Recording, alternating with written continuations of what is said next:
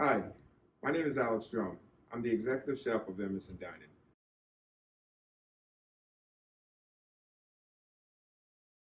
Today I'm going to be preparing for you a personal favorite of mine and my family's, a version of turkey bolognese. I chose turkey bolognese because this was a dish that we could cook together, we could make it a one-pot meal, and I chose turkey because it's more on the healthier side.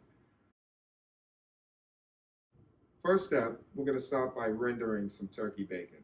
The reason why I chose turkey bacon is because traditionally this dish is made with beef and pork, but since we're using turkey, I want to use the turkey bacon for extra flavor and texture.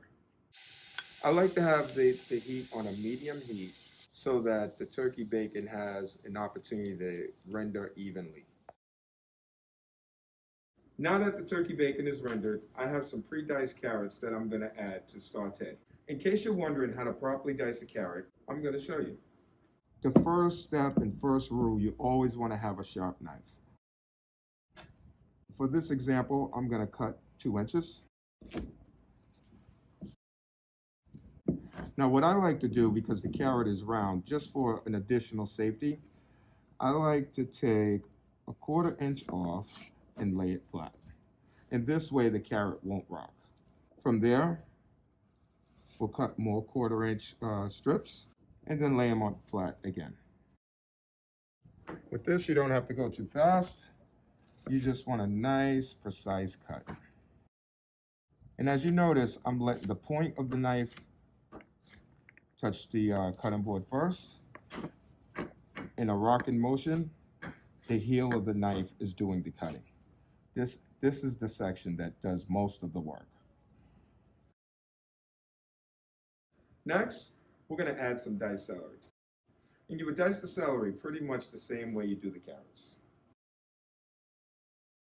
Next up is the onion. I want to show you how to properly dice an onion. So for this dice, for another 1/4 inch, we're going to do 2 slices. And again, you want to have a sharp knife and you want to roll your fingers away from you. Turn the onion to you and then just go straight down. 1/4 inch. And again, the rocking motion.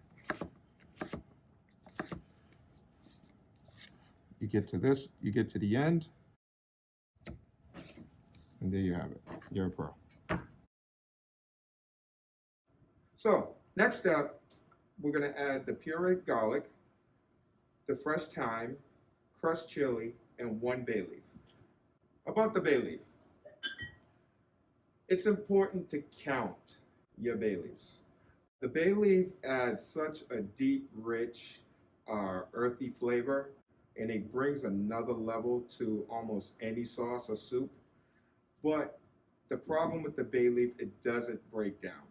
So you want to remember exactly how many bay leaves go in so that you can remember to take out those same amounts. I know you're asking yourself, why did I add the carrot, celery, and onion, what we call in the professional kitchen mirepoix, in that order? The carrots are most dense, to the celery, to the onion, and I want to extract the maximum flavor out of all the ingredients before we start building the sauce, because this is the base.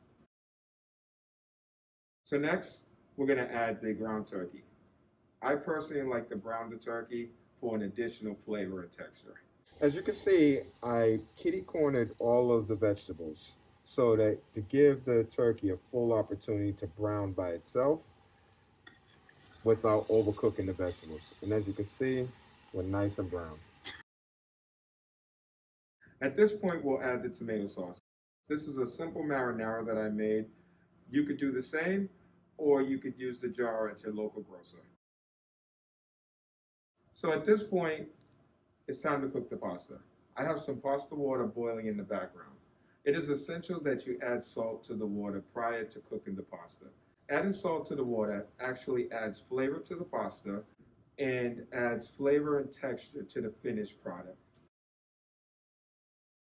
While we wait for the pasta and the sauce to complete, I'm going to show you how to cut the basil chiffonade style.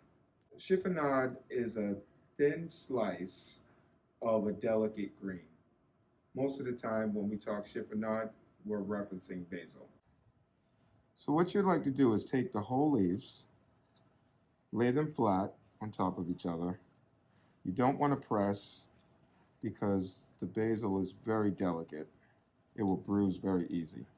So you take your matted basil and you lightly roll it. You don't want to roll it too hard because, again, we don't want to bruise it. So we have our light roll. Again, we tuck our fingertips backwards. We take our knife, and again, we are going to slide, not chop, but slide. It's essential that the sharp knife is sliding and slicing through the basil, like so. And as you get more comfortable, you'll move your fingers back and you'll be able to go faster, but it's no rush. There you go. Beautiful chiffonade basil. The pasta is now al dente and it's ready to go. Al dente is when it's firm to the bite. So it's that stage right before it is completely soft, but not undercooked. So now we bring everything together. So I think this is a good consistency, but I'm just going to add just a little bit of the pasta water to lighten it up just a bit. So now that we have the pasta and the sauce all married together, we're going to finish with the chiffonade basil, the parsley, and Parmesan cheese. The reason why I'm adding these ingredients now is because this is going to be the last level of flavor that we add to the dish.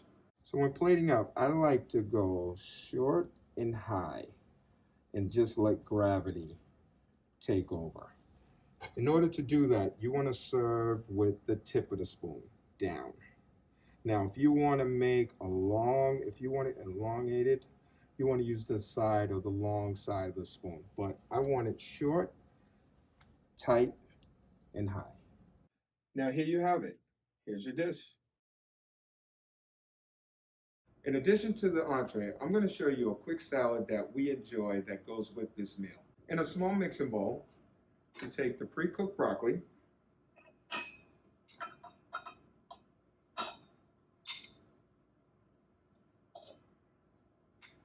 I chose broccoli because I know this is one vegetable that I knew my children would eat when they were younger. So anywhere I can add some extra vegetables, I would.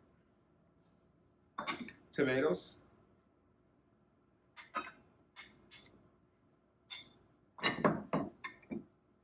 Cucumbers.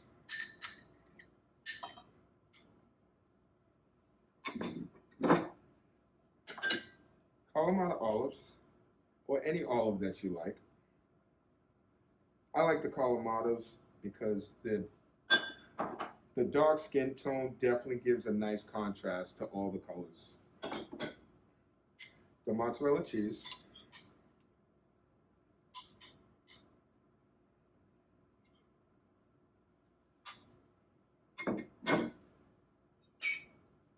Kosher salt. Fresh black pepper. Extra virgin olive oil. Champagne vinegar. We toss this and let all these flavors macerate. And we add fresh parsley. So this is a rustic salad. And it doesn't have to be very defined. Now for this one, I'd like this salad to move from 12 o'clock to 6 o'clock. This way we have some negative space of the plate. Just a little bit more olive oil and some herb focaccia toast. I hope you enjoyed the spotlight on my family. We hope that you and your loved ones stay healthy and safe. Have a great day.